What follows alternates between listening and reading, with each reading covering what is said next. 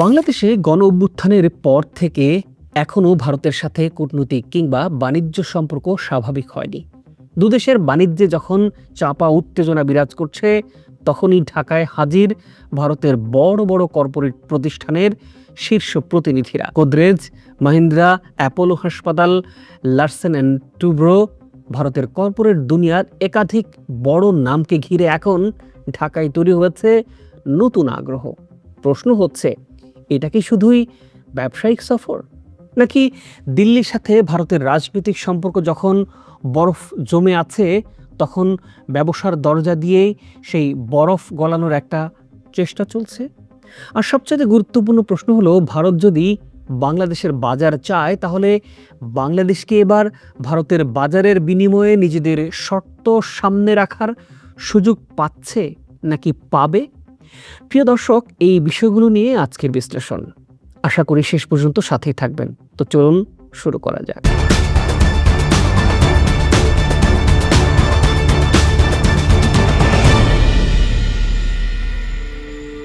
সাম্প্রতিক সময়ে বাংলাদেশ ভারত সম্পর্কের সবচাইতে আলোচিত বিষয় ছিল রাজনীতি ও কূটনীতি।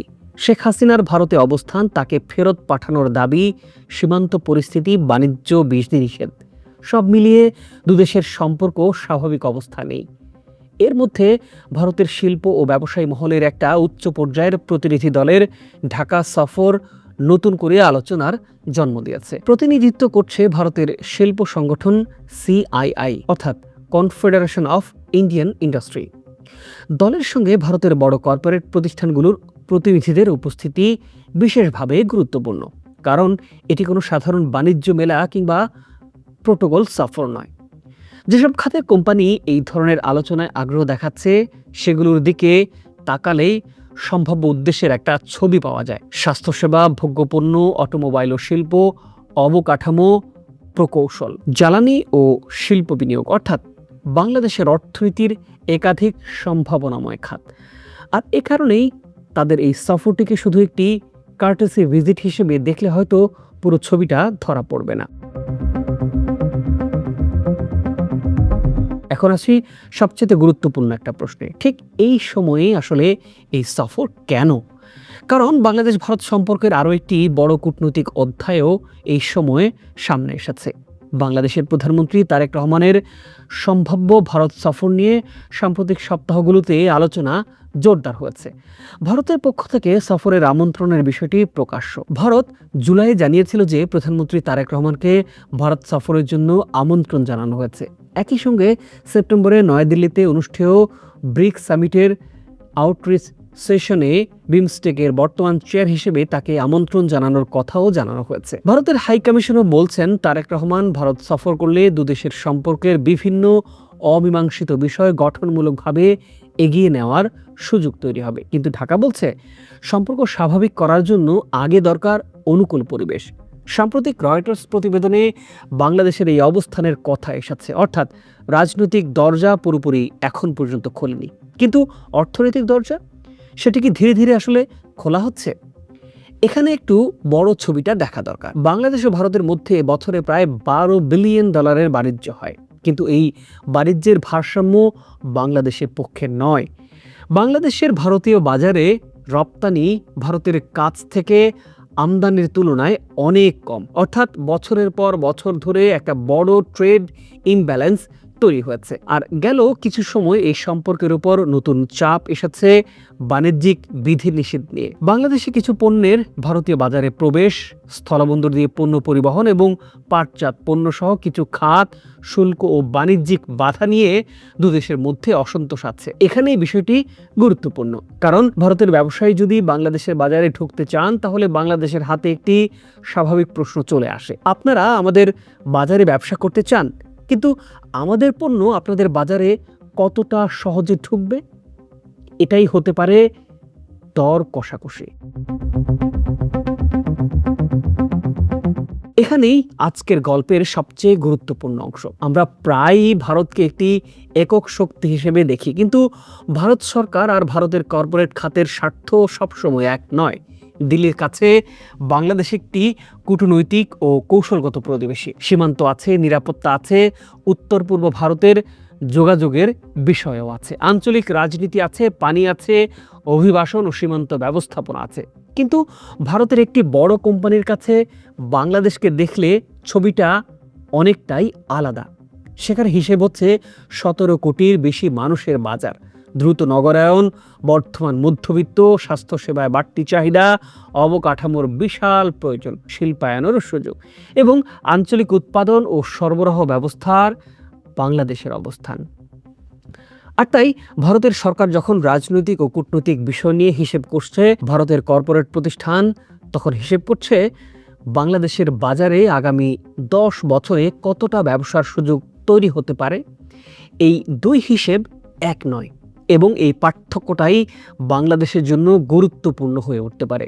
ভারত কি চায় এই প্রশ্নের পাশাপাশি বাংলাদেশ কি চাইবে ভারতের কাছে? যদি ভারত বাংলাদেশের বিশাল বাজারে প্রবেশাধিকার চায়, তাহলে বাংলাদেশেরও ভারতের বিশাল বাজারে আরও বেশি প্রবেশাধিকার চাইতে পারে।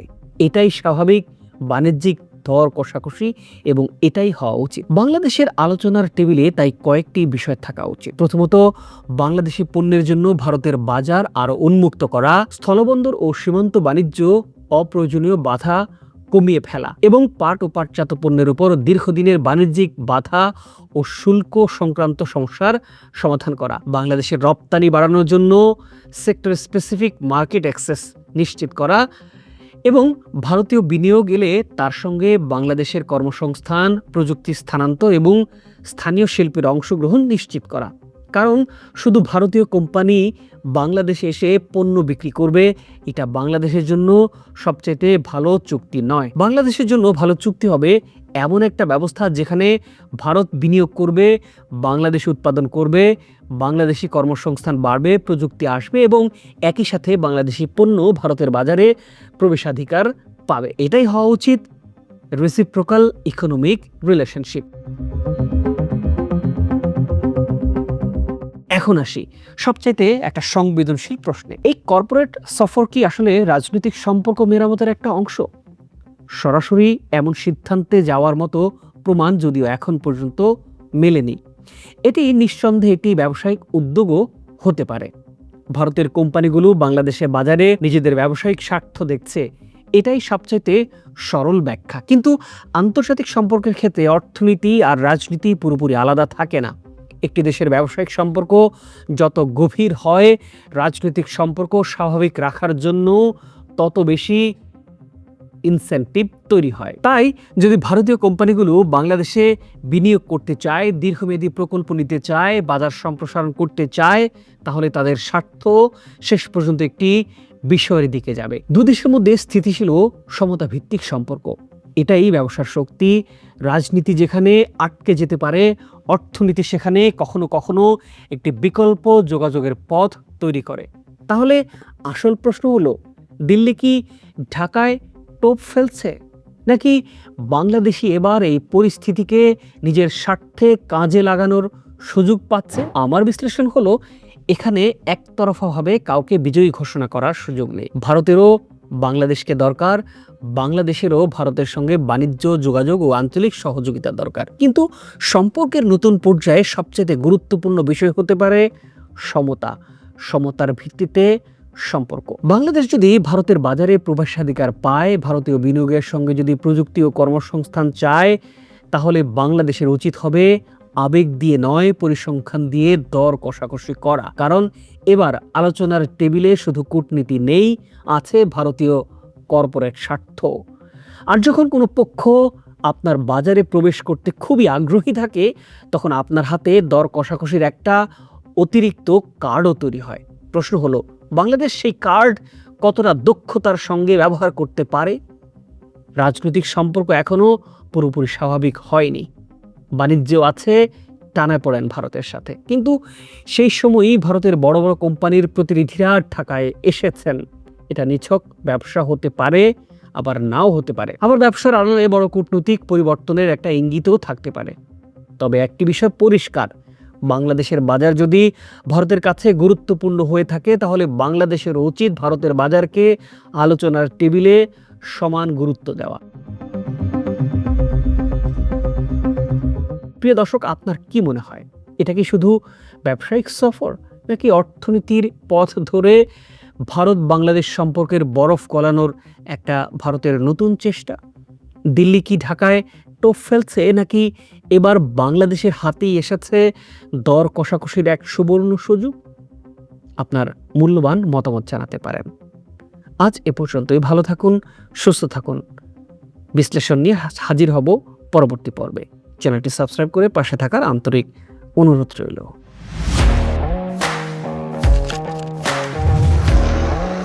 প্রফেশনাল স্টুডিও খুঁজছেন? ঢাকার প্রাইম লোকেশন নয়াপল্টনে দেশ সমাচার স্টুডিও আপনার কন্টেন্ট প্রোডাকশনের নির্ভরযোগ্য ঠিকানা। এখানে পাবেন 4K ক্যামেরায় মাল্টি অ্যাঙ্গেল রেকর্ডিং, আছে গ্রিন ও ব্ল্যাক স্ক্রিন সেটআপ, উন্নত মানের মাইক্রোফোন ও sound proof voice over booth. আপনার পছন্দ মতো স্টুডিও ডিজাইন করার সুযোগও থাকছে। Hazrat Shahjalal news content, talk show, interview বা পডকাস্ট, যা কিছুই করেন এখানে পাবেন প্রফেশনাল সেটআপ আর ফুল এডিটিং সাপোর্ট। আপনার চাহিদা অনুযায়ী বুক করতে পারেন আজই। কল কিংবা হোয়াটসঅ্যাপ করুন এই নাম্বারে 017202106557। ভিজিট করুন আমাদের ওয়েবসাইট ও ফেসবুক পেজ।